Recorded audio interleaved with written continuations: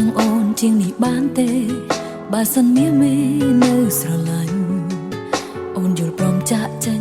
មិនដេញដោលបើសិនបងអស់ចិត្តជាសង្សារគ្នាយូរដែរហើយ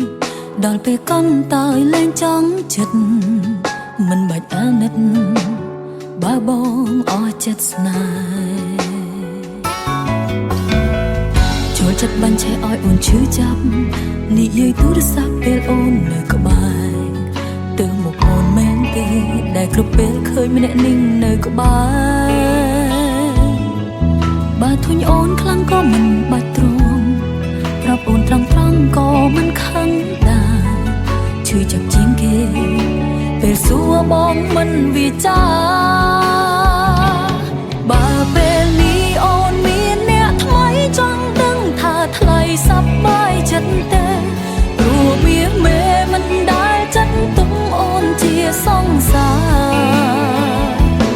អូនយ៉ាងមិនក៏បងមិនខ្វល់ទុករូបអូនចោលដូចជាតុក្កតាសួរតាមត្រង់ថា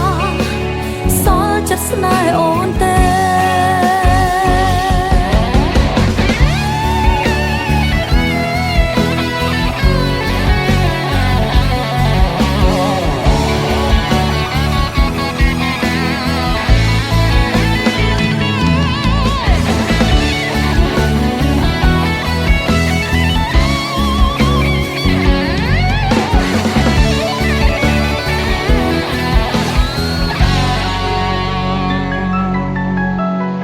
លោនឹងអូនជាងនេះបានទេ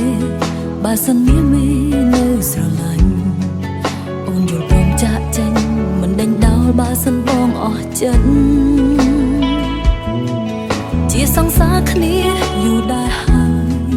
ដល់ពេលកន់តើយលែងចង់ចិត្តមិនបាច់អាណិត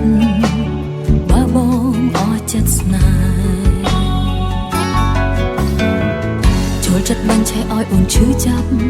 និយាយទូរស័ព្ទពេលអូននៅក្បែរទៅមកអូនមែនទេដែលគ្រប់ពេលឃើញម្នាក់นิ่งនៅក្បែរបើធុញអូនខ្លាំងក៏មិនបាច់ទ្រាំប្រាប់អូនត្រង់ក៏មិនខឹងដែរឈឺចាប់ជាងគេពេលសួរបងមិនវាចាបើ